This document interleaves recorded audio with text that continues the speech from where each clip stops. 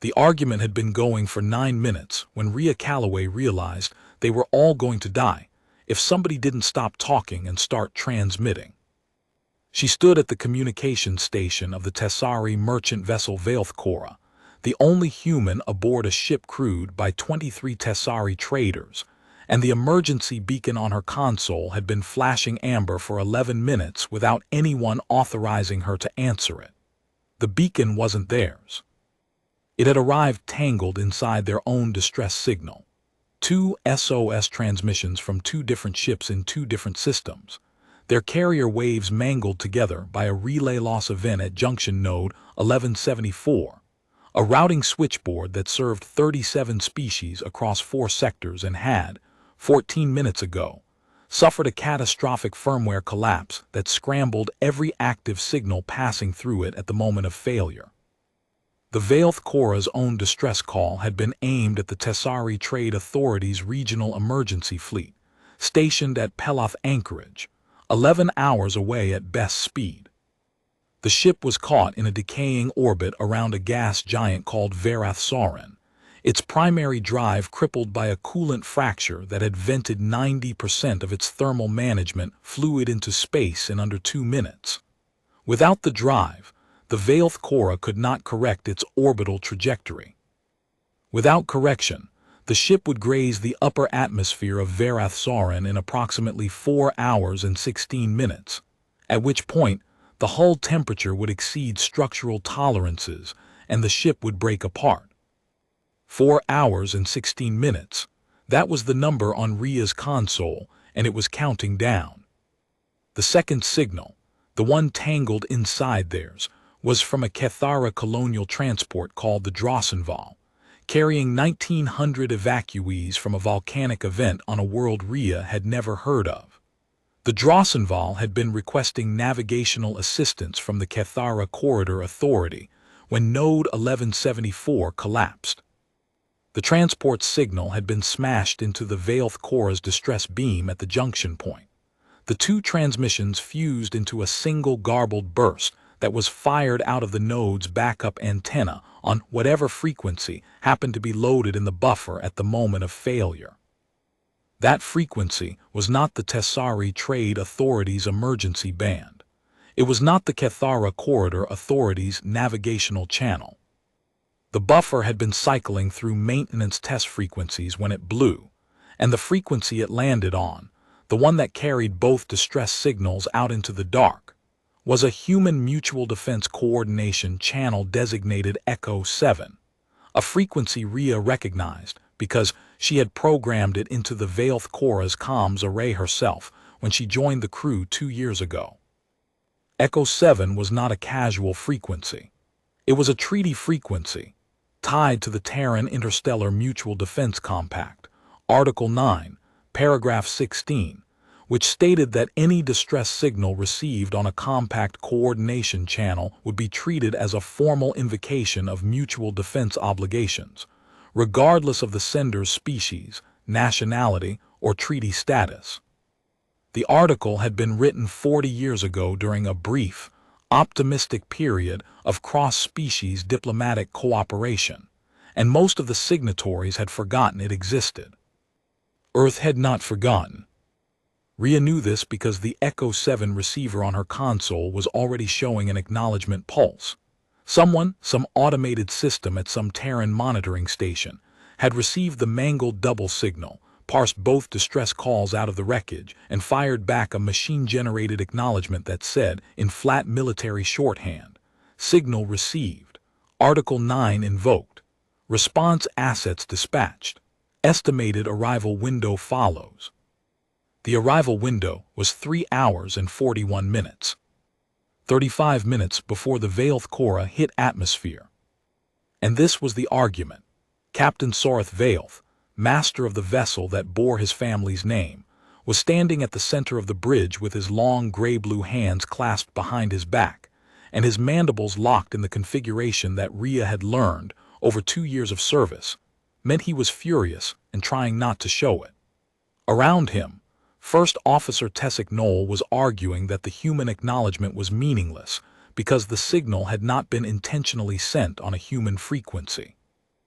Chief Navigator Pel Orith was arguing that accepting help from humans would constitute a trade law violation under Tessari Commercial Code Section 441, which prohibited merchant vessels from incurring military obligations. And Chief Engineer Moreth Sodden, who was covered in coolant residue and had a bandage on 3 of his 4 arms, was arguing that none of it mattered because the ship's orbit was decaying and nobody else was coming. "The Trade Authority is 11 hours out," Moreth said for the 3rd time. "We have 4 hours." "The signal was not aimed at the humans," Tessick said, also for the 3rd time. "It was a routing error. We are not obligated to accept their response, and we are not obligated to let them board." "We are obligated to not burn up in atmosphere," Moreth said. Captain Vailth's mandibles shifted. He looked at Rhea. "Officer Calloway, can you cancel the human response?" Rhea had been waiting for this question. "No, sir. The acknowledgement was automated." Article 9 invocations trigger an automatic dispatch protocol. There is no recall option on our end. The response assets are already moving. Then we ignore them when they arrive. "Sir, the human response protocol includes a hailing sequence. If we do not respond to the hail, the protocol escalates to a proximity assessment. If the proximity assessment identifies a vessel in distress, the protocol escalates to an intervention. They would board us without permission. They would render assistance to a vessel in distress under Article 9, sir.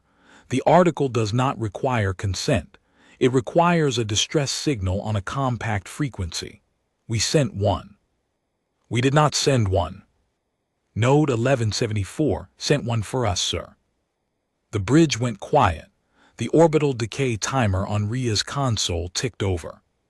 4 hours and 9 minutes. Tessick broke the silence. "What kind of response assets?" Rhea pulled up the acknowledgement details. The data was sparse, military shorthand, asset designations that she recognized from her training at the Terran Communications Academy, but that meant nothing to the Tessari officers around her. She translated. "One vessel, designated TDC Meridian. Classification, diplomatic courier. It's a fast ship, small crew, light armament, primarily configured for high-speed transit and communications relay. It is not a warship." "A courier," Tessick said, with the inflection that meant the word tasted wrong. "What can a courier do for a ship with no drive?" "The Meridian class carries a full engineering diagnostic suite and a modular repair package," Rhea said. "Standard kit for treaty response vessels. The idea is that the courier arrives first, assesses the situation, and either resolves it or calls in heavier assets." "Heavier assets that are where?" "I don't know, sir. The acknowledgement only listed the Meridian." Captain Vailth's mandibles unlocked. He took 2 slow steps toward the main viewport, where Varath Sorin filled the lower third of the glass, a massive banded sphere of amber and rust, its cloud bands rolling in patterns that looked almost peaceful from this distance. The ship was falling toward it at a rate that the nav computer projected in a thin red arc on the glass overlay, the trajectory curving down, into the upper atmosphere, terminating in a red flash icon that meant structural failure. "How large is this courier?" 80 meters, sir, crew of 12 to 15. "And our ship is 340 meters, and crewed by 24. 23, sir. Kevel is still in medical." 23. The captain turned back from the viewport. "A ship 1/4 our size, crewed by half our number, from a species that we did not ask for help, responding to a signal we did not send, is going to arrive 35 minutes before we die, and it carries a repair kit." "A modular repair package, sir. Yes." "Officer Calloway, in your professional assessment, can a courier repair a primary drive coolant system in 35 minutes? Rhea looked at Moreth. The chief engineer's mandibles were working, grinding against each other the way they did when he was running calculations he didn't like. "The coolant fracture is in the main distribution manifold," Moreth said. The manifold is a single-pore ceramic composite, 7 meters long, rated for 400 atmospheres of thermal cycling pressure. When it fractured, it did not crack, it shattered. The fragments are floating in the drive housing. To repair it, you would need to clear the fragments, fabricate a replacement manifold which requires a foundry capable of ceramic composite casting, install it, repressurize the system, and recalibrate the thermal management cycle. On a station with a full repair bay, that is a 2-day job. We have 35 minutes, the captain said. We have 4 hours and 7 minutes before atmospheric entry, Morath corrected. We have 35 minutes between the courier's projected arrival and atmospheric entry. Those are different numbers, Captain. The first one kills us. The second one is what we have to work with if we work with the humans. The captain's mandibles locked again. Rhea could see the calculation behind his eyes, the Tessari commercial code, the trade law implications, the fact that accepting human military assistance would be logged in Tessari trade records and could affect the Veilth family's commercial standing for a generation. She had learned in 2 years on this ship that Tessari traders did not think in terms of single voyages. They thought in terms of family legacies. The Veilth family had been trading for 11 generations. Every decision Captain Veilth made was a decision made on behalf of ancestors and descendants alike. Morath, the captain said, is there any other option? The chief engineer's bandaged arms hung at his sides. I have been running alternatives since the fracture. We cannot repair the manifold with onboard materials. We cannot fabricate a replacement. We cannot improvise a bypass. The thermal management system is a closed loop. There is no way to route around the manifold without the system failing to regulate drive temperatures, which means the drive overheats within minutes of restart. We cannot use maneuvering thrusters to alter the orbit. The thrust-to-mass ratio is too low. We cannot jettison cargo to reduce mass. The mass reduction would extend our time by 11 minutes, not enough to wait for the trade authority. 11 minutes. Yes, Captain. And the courier arrives with 35 minutes to spare. If the human estimate is accurate, yes. Veilth looked at Rhea again. Human military estimates, are they accurate? In my experience, sir, yes. Terran fleet operations tend to arrive on time or early. They consider late arrival a professional failure. A professional failure. Yes, sir. The captain closed his eyes. His mandibles shifted through 3 configurations that Rhea had no names for. When he opened his eyes, he looked at the viewport again, at the gas giant that was going to kill them all in 4 hours and 5 minutes.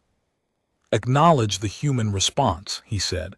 Tell them our situation, all of it, the drive failure, the orbital decay, the timeline. Do not understate anything. If they are coming, they should know what they are coming to. Rhea was already turning to her console. Yes, sir. And Officer Calloway, tell them about the Drossenval. Rhea paused, sir. The second signal, the colonial transport, 1900 evacuees. Their signal was tangled with ours. The humans may not have separated the 2 calls. They may believe they are responding to one vessel in distress. They should know there are 2. Yes, sir. She transmitted. The message went out on Echo 7, encrypted with the compact standard military cipher, which Rhea still had loaded in her console from her certification training. The cipher was 6 years old. She had never updated it because she had never expected to use it. She hoped the Meridian's comms officer would have a decoder that could handle the legacy version. 12 minutes later, the response came back. Message received. DROSSENVAAL situation assessed. Meridian inbound your position. Secondary asset redirected to DROSSENVAAL coordinates. Hold station. Hold frequency.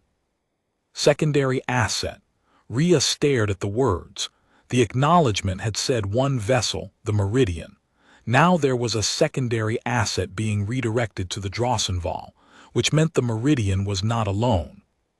which meant the automated system had dispatched more than one ship under Article 9, and the initial acknowledgement had only listed the nearest. She relayed this to the captain. His mandibles did something she had never seen before, a slow, lateral spread that exposed the inner plates, which in tessari body language meant something between astonishment and the physical precursor to laughter. They sent more than one ship, he said, to a signal that was not aimed at them, from species they have no treaty with, because the frequency was correct. The article doesn't specify species, sir. It specifies frequency. A distress signal on Echo 7 is a compact invocation. The system doesn't check who sent it. The system does not check. No, sir. The system simply responds. Yes, sir. Vailth turned away from her. He said nothing for 11 seconds. Rhea counted. Humans, he said very quietly, are a deeply peculiar species. The next 2 hours were the longest of Rhea's life. The orbital decay was not linear. As the Vailth Cora dropped closer to Varath Soren, the gas giant's gravitational pull strengthened, and the rate of descent increased. The nav computer updated the trajectory projection every 90 seconds, and each update showed the red arc bending more steeply, the atmospheric entry point creeping earlier on the timeline. At the 3-hour mark, the projected entry time had moved up by 6 minutes. At the 2-hour mark, it had moved up by 14. The Meridian was still inbound. Its estimated arrival had not changed, 3 hours and 41 minutes from the initial acknowledgement, which now meant 1 hour and 23 minutes from now. But the atmospheric entry window was shrinking. The 35-minute margin between the courier's arrival and the Vailth Cora's death was now 21 minutes. 21 minutes for a 2-day repair job. Rhea spent the waiting time doing the only thing she could do, communicating. She maintained the Echo 7 link with the Meridian, relaying updated telemetry, orbital parameters, decay rate, hull temperatures, atmospheric composition data for Varath Soren's upper layers. She transmitted the Vailth Cora's engineering schematics, which Moreth had reluctantly authorized after Captain Vailth ordered him to cooperate fully. She sent the specifications for the fractured coolant manifold, the drive housing layout, the thermal management system's operating parameters. The Meridian's comms officer responded with clipped, professional acknowledgments and once a single question: "What is your cargo?" Rhea checked the manifest. The Vailth Cora was carrying industrial chemical feedstock, specifically 1,100 tons of compressed toluene derivatives bound for a pharmaceutical processing facility at Tessari Station Oreth. The chemicals were inert under normal conditions, sealed in pressurized containment pods in the lower cargo holds. Under atmospheric entry conditions, the heat, the pressure, the structural deformation, they would become very much not inert. She transmitted the cargo data. The Meridian's response came back 40 seconds later. Understood. Revised approach profile follows. The revised approach profile appeared on her screen. Rhea studied it, then called Morhath over. The chief engineer read it with all 4 of his eyes, his mandibles grinding. "They want a hard dock," he said, "while we are in a decaying orbit, at a relative velocity that requires a deceleration burn within our thermal envelope. Can we accommodate that? Our docking clamps are tessari standard. Their ship is human standard. The physical interfaces are not compatible. The Meridian's profile says they will use a universal adapter ring. I have seen human universal adapter rings. They are designed for human ships docking with human ships. The universal means compatible with any human docking port. It does not mean compatible with tessari ports. Then we can't dock." Moreth's mandibles shifted. "I did not say that. I said the interfaces are not compatible. I am an engineer, Officer Calloway. My job is to make incompatible things work." He left the bridge. Rhea heard him calling his engineering team over the internal comm, his voice sharp and rapid, issuing instructions in technical tessari that she could only partly follow. Something about cutting torches, about removing the outer ring of the dorsal docking port, about exposing the structural bolts underneath, so that a foreign adapter could be seated against bare metal instead of against the species-specific interface plates. An hour and 4 minutes to the Meridian's arrival, 47 minutes to atmospheric entry. The margin was now 17 minutes. Rhea opened a channel to the Meridian. Meridian, this is Veilth Cora. Our chief engineer is modifying our dorsal docking port to accept a non-standard adapter. He requests your adapter ring dimensions and bolt pattern. The response came in 8 seconds. Not from the comms officer, from someone who identified herself as Lieutenant Commander Ava Sorensen, commanding officer of the TDC Meridian. The voice was calm, unhurried, and carried the kind of flat precision that Rhea associated with people who had stopped worrying about whether things were possible and had moved directly to the question of how fast. Veilth Cora, Meridian Actual, adapter dimensions transmitting now. We carry 2 ring sizes, standard and heavy. Your dorsal port diameter suggests heavy. We will pre-stage the ring before docking. Our engineering team is already suited. Tell your chief engineer we can be through the port and into your drive housing in 4 minutes after hard dock if the path is clear. Understood, Meridian. I will relay. Veilth Cora, one more thing. Your cargo manifest shows 1,100 tons of compressed toluene derivatives. If we cannot restore your drive in time to correct your orbit, we may need to jettison that cargo to buy additional minutes. I need your captain's pre-authorization for jettison before we dock. The timeline does not allow for a negotiation after we arrive. Rhea relayed the request to Captain Veilth. The captain's expression did not change. The cargo was worth 4 months of operating revenue for the Veilth Cora, 4 months of fuel, crew wages, port fees, maintenance. Losing it would not destroy the Veilth trading house, but it would wound it. 11 generations of careful commerce, and he was being asked to authorize the destruction of a significant percentage of a year's income on the recommendation of a human officer he had never met, from a ship that was not supposed to be here, responding to a signal that was never aimed at her species. Authorized, he said. Pre-authorized jettison of all cargo if the Meridian's commander determines it necessary. Rhea transmitted the authorization. Sorensen's response was 2 words, copy, inbound. The next 47 minutes dissolved into a blur of telemetry, communication, and the slow, grinding awareness that the gas giant outside the viewport was getting larger. At the 30-minute mark, Moreth reported that the dorsal docking port had been modified. His team had cut away the tessari interface ring, a precision-machined component that had cost the Veilth family 12,000 trade credits, and exposed the raw structural frame underneath.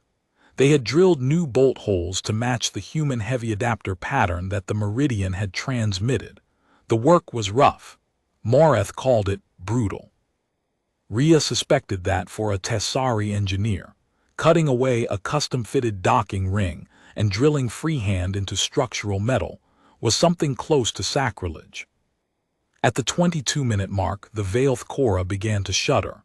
The outermost wisps of Varath Sauron's atmosphere were touching the ship's hull, not enough to heat it significantly, not yet, but enough to create drag.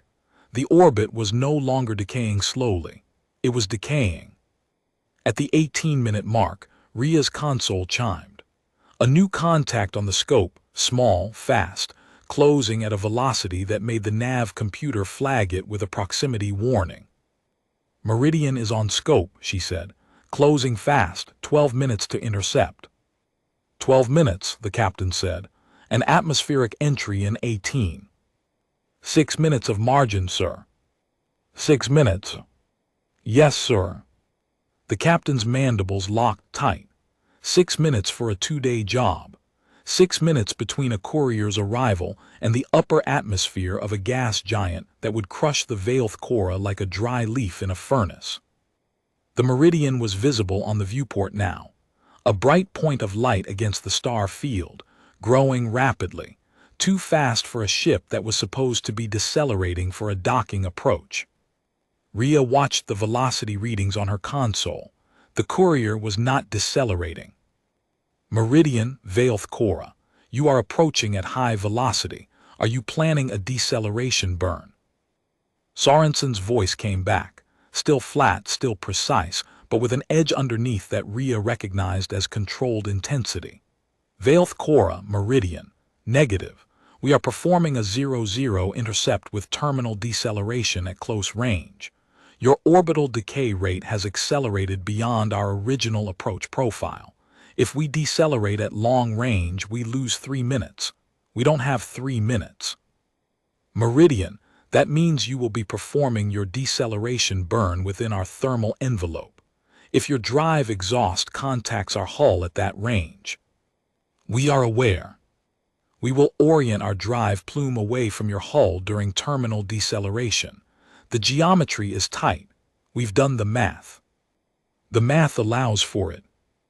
The math allows for it with margins I would not normally accept, but normal ended about 3 hours ago. The meridian came in like a thrown stone.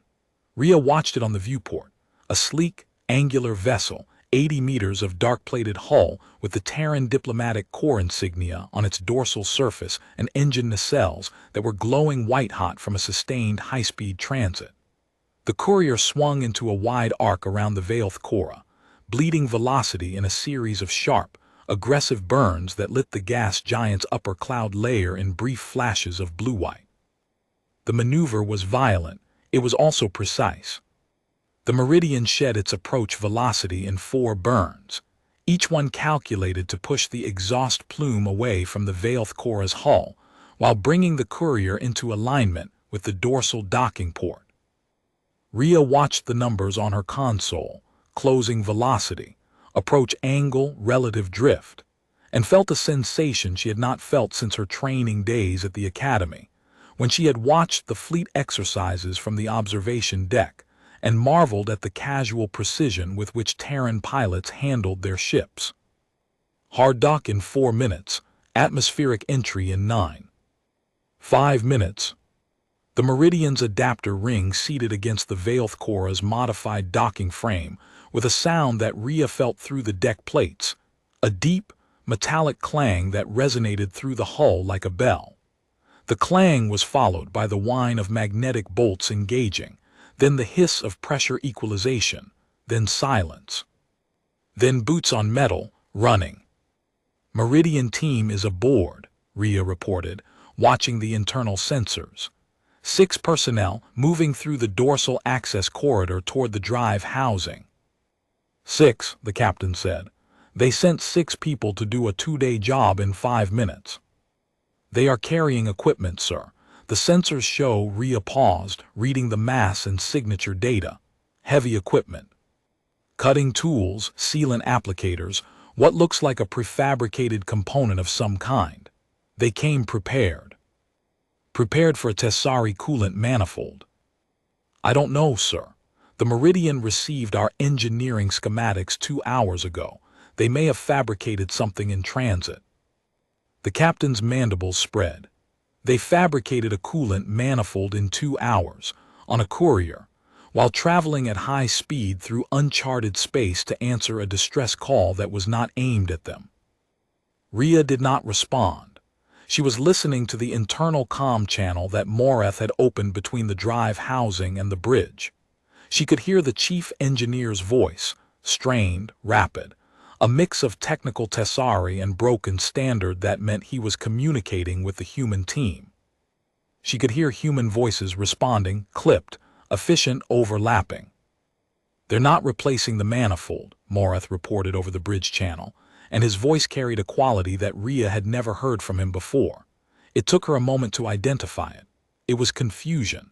They've brought a bypass sleeve, a flexible composite tube with integrated thermal regulation, self-contained, battery-powered cooling filaments embedded in the wall material. It doesn't replace the manifold. It wraps around the fractured sections and routes the coolant through an external sheath. The thermal regulation it is not as efficient as the original manifold, but it does not need to be. It only needs to sustain the drive long enough to correct the orbit. How long will installation take? They are already installing it, Captain. They started cutting the moment they entered the housing. They are, Captain. They are working very quickly. Atmospheric entry in 6 minutes. The hull was groaning. Rhea could feel the vibration in her chair, a low, persistent rumble that was the sound of atmosphere dragging against the ship's underside. The temperature readouts on her console were climbing. Not catastrophically, not yet, but the trend line was clear. In 6 minutes, the temperatures would reach the point where structural integrity began to degrade. In 8 minutes, the hull would start to buckle. In 10 minutes, the ship would be gone. Morath status. The bypass sleeve is 70% seated. They are sealing the junction points now. 2 minutes. 2 minutes. Atmospheric entry in 6. 4 minutes of margin if the margins held. The ship lurched. Not a shudder, a lurch. The kind that threw unsecured objects across compartments and made the structural members groan in protest. The gas giant's upper atmosphere was no longer wisping against the hull. It was gripping. Atmospheric interaction increasing, Pell reported from the nav station, his voice tight. Descent rate accelerating. Entry window revised 4 minutes, not 6. 4 minutes. Morath needed 2 for the sleeve. That left 2 minutes to restart the drive and execute an orbital correction burn. Morath. I heard, Captain. Tell the human team. Rhea keyed the channel to the Meridian's team in the drive housing. Meridian team, Vailth Cora Bridge.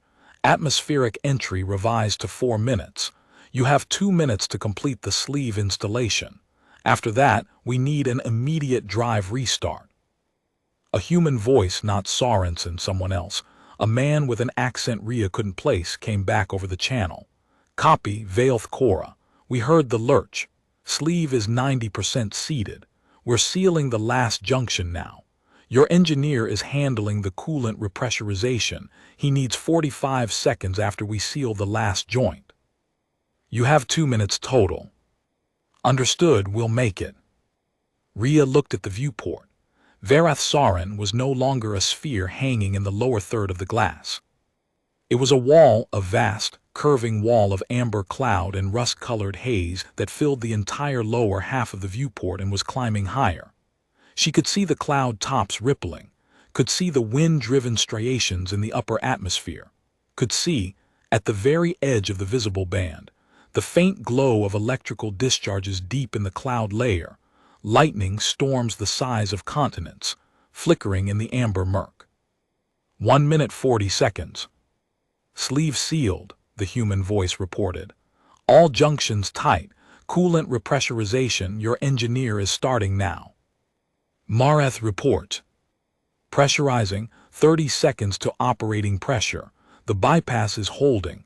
Temperature regulation it is functional, not elegant but functional. I can give you the drive in 30 seconds.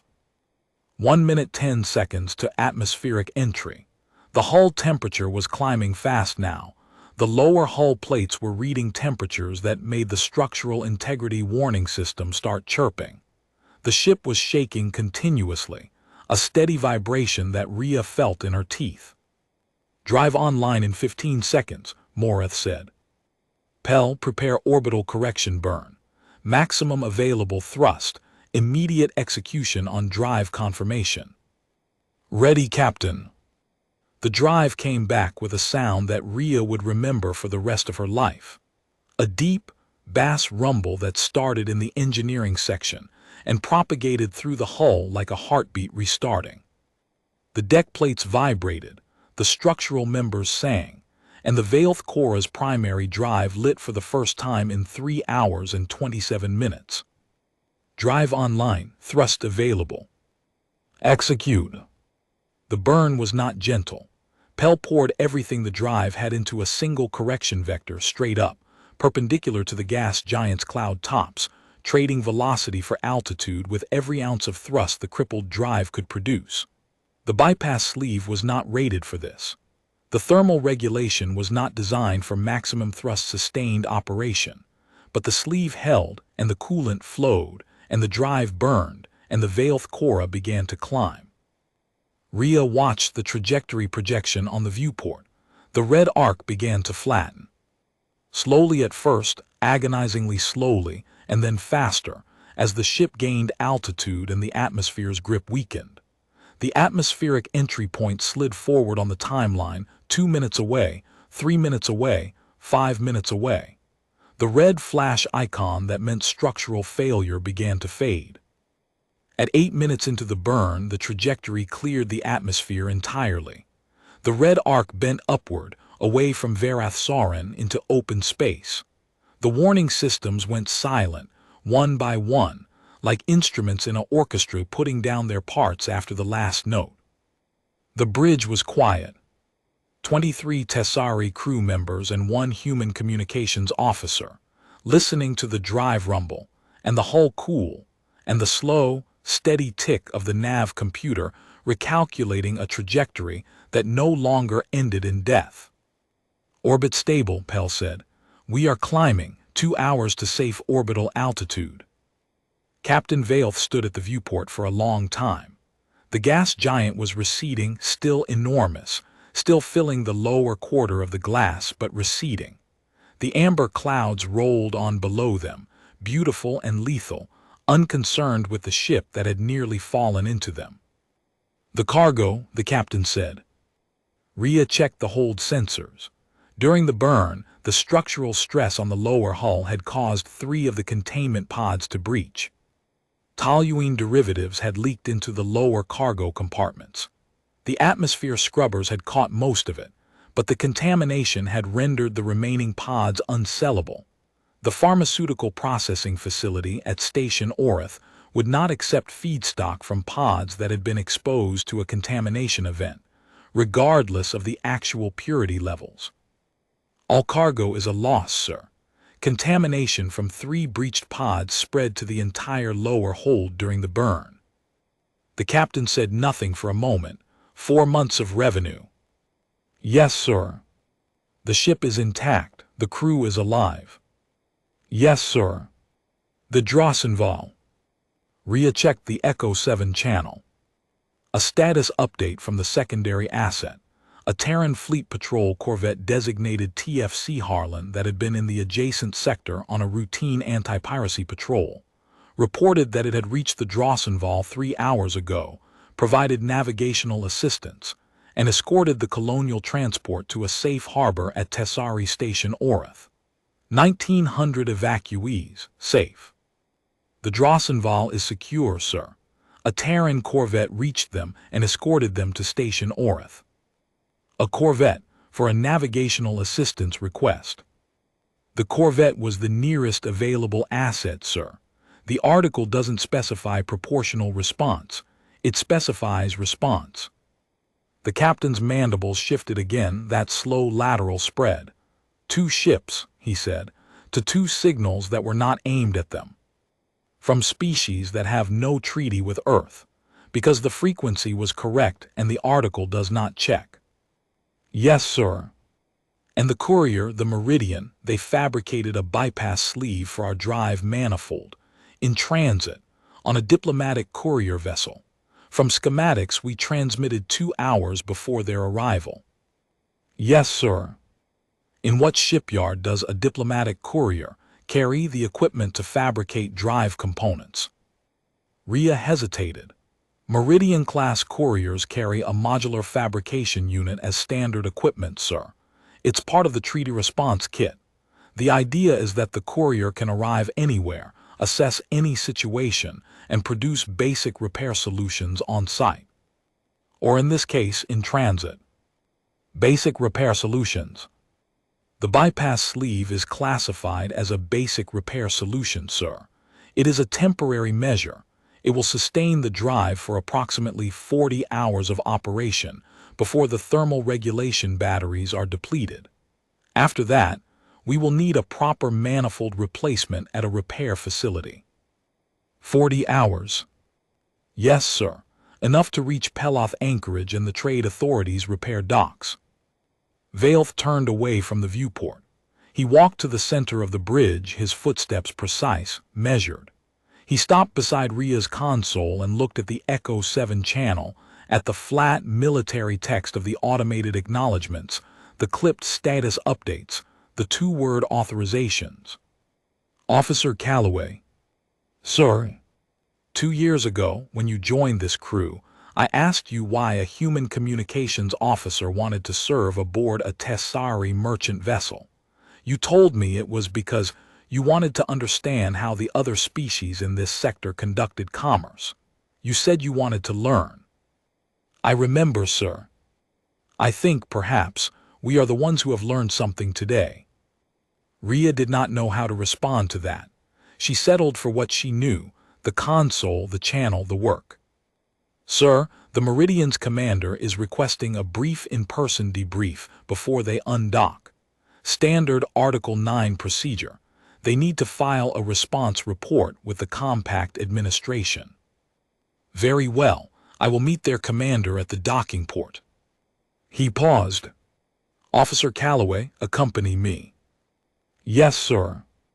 They walked through corridors that still smelled faintly of coolant residue and toluene, past bulkheads that had groaned and flexed during the atmospheric approach, past crew members who stopped what they were doing and watched their captain walk to meet the humans who had saved them.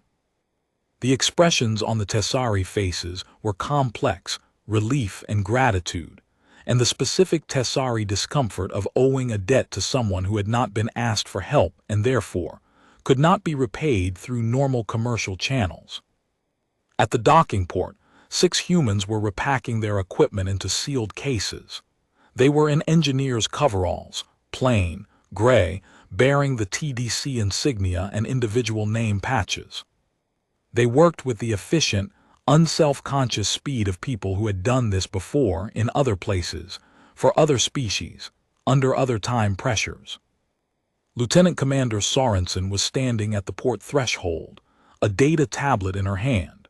She was shorter than Ria had expected, a compact woman with close-cropped hair and steady gray eyes that assessed Captain Vailth with the same flat precision her voice had carried over the comm channel.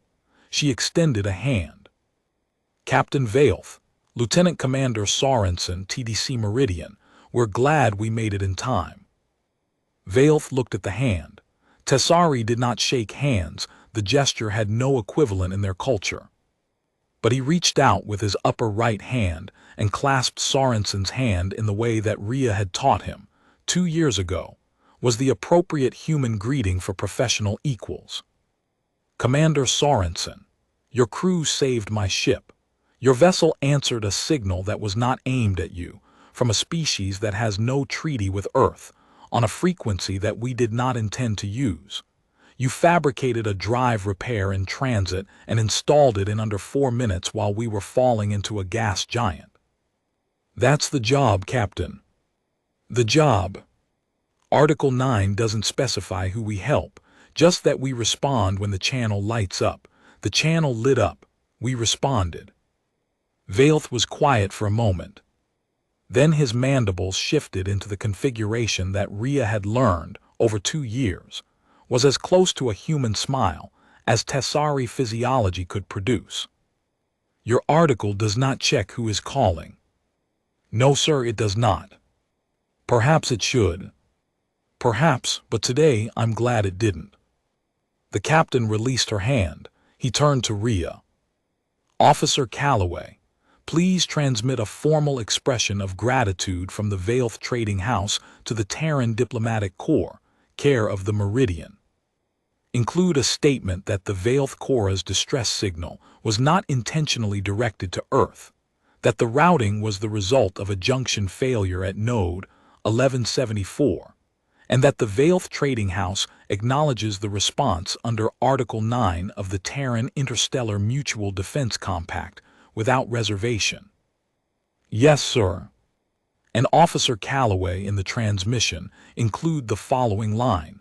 The Vailth Trading House notes, for the record, that it did not aim its distress signal at Earth. The Vailth Trading House further notes that Earth came anyway. Rhea typed the line. She transmitted it on Echo 7 with a copy to the Meridian's local receiver. She watched the words appear on Sorensen's data tablet. The commander read them, and the corner of her mouth moved, not quite a smile, something smaller and quieter. For the record, Sorensen said. For the record, Vailth replied. The Meridian undocked 40 minutes later, after the debrief was complete and the Article 9 response report was filed. The courier's navigation plot took it back toward the sector boundary, where it would resume its interrupted diplomatic transit. Whatever errand it had been running before Node 1174 blew, and 2 distress signals from 2 species landed on a frequency that nobody had intended to use. Rhea stood at her console and watched the Meridian shrink on the scope until it was a point of light, and then a blip, and then gone. The Vailth Cora's drive hummed beneath her feet, not the smooth, confident hum of a properly maintained thermal management system, but the rougher, slightly irregular pulse of a bypass sleeve doing a job it was never designed to do for longer than it was designed to do it. 40 hours. Enough to reach Peloth anchorage. Enough to get home. The cargo was gone. The docking ring was cut. The manifold was shattered. The Vailth Trading House would file insurance claims and renegotiate contracts and absorb a loss that would take 2 quarters to recover from. But the ship was intact, and 23 tessari and 1 human were alive to complain about paperwork.